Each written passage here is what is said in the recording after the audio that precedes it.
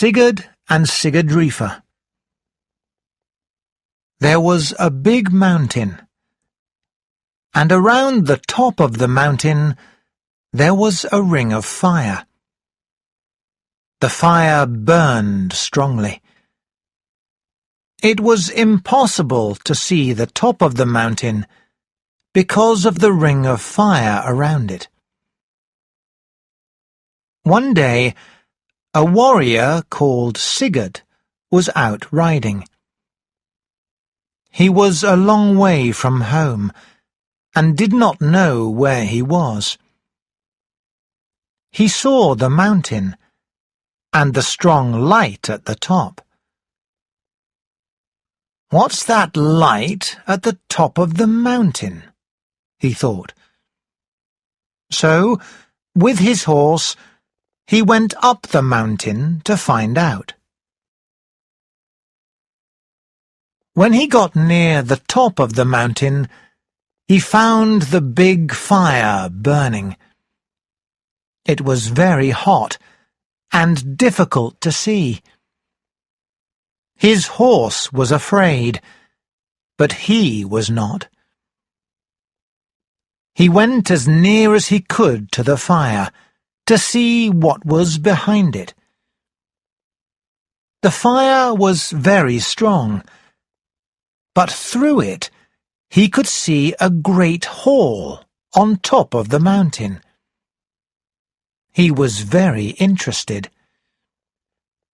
"What's that hall on top of the mountain, behind this big fire?" he thought. There was only one way to find out. "I'll have to pass through the fire," he thought. He talked to his horse, telling it not to be afraid. Then they ran as fast as they could into the fire. The fire was so hot it started to burn Sigurd's helmet and his horse's feet. His horse began to stop. It could not continue. But Sigurd would not stop. He pushed his horse through the fire, running as fast as they could. It was very difficult. But Sigurd was a brave man, so brave he could pass through the fire. On and on they ran, until they came to the end of the fire. Sigurd and his horse stopped, and Sigurd looked up. He could now see the great hall at the top of the mountain clearly. It looked like a palace. "I must find out what is in that hall, and why this ring of fire is around it," he thought. He continued to walk to the top of the mountain until he reached the hall. The doors of the hall were very big, and Sigurd had to push hard to open them. "Nobody has opened these doors for a long time," he thought as he pushed. Inside, the hall was nearly empty. There was only one thing in the hall: a bed. And on the bed lay a warrior, wearing armour and a helmet. Sigurd looked at the warrior carefully. He could not see a face, because the helmet covered the warrior's head. "Who's this warrior?" thought Sigurd. "Is he dead or only sleeping? And why is he here in this great hall, circled by fire?" He pulled the helmet from the warrior and was surprised to find no man there, but a woman, asleep. She was a very beautiful woman. "She looks like the goddess Freya," thought Sigurd. As Sigurd thought this, the woman opened her eyes and woke up. Sigurd was very surprised. "Who are you?" he asked. "Why are you here in this great hall? And why are you dressed like a warrior and circled by a ring of fire?" "My name is Sigurdifa," she said. "I'm a Valkyrie. The Valkyries are women warriors. We work for Odin, chief of the gods. When a warrior dies in battle, we take them to Valhalla, where they will live with Odin." "But why are you here?" said Sigurd again. "Let me tell you the story," she said.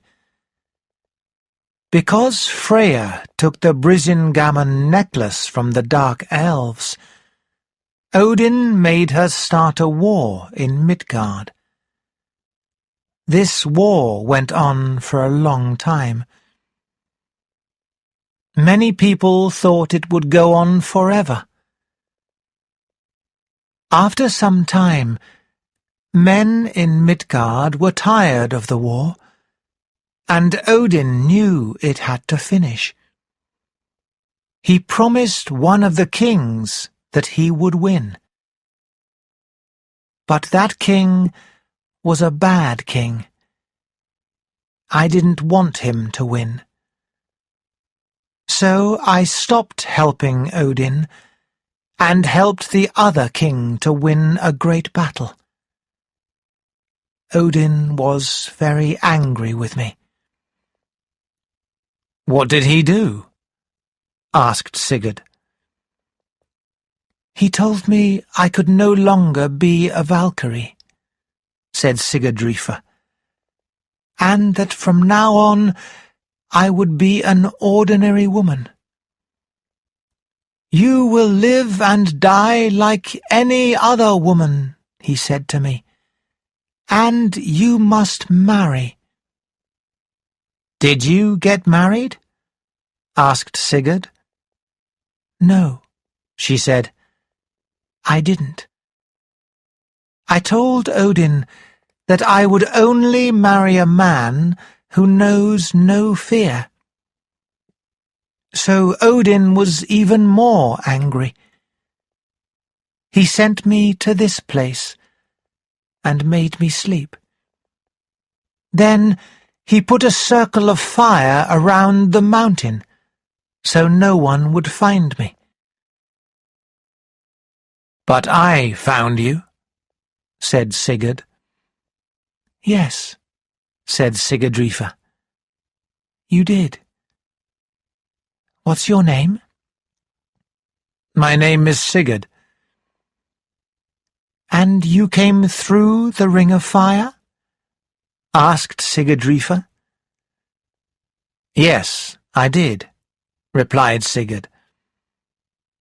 "Then you're a brave man," she said. "Thank you," he said. "But you're more than just a brave man," she continued. "You're a man who knows no fear. Is that true?" "Yes, it's true," said Sigurd. "I'm afraid of nothing." "Then you're the man," said Sigurdifa. "Marry me, and then we can leave this place." Sigurd and Sigurdifa walked out of the hall, and the ring of fire was gone.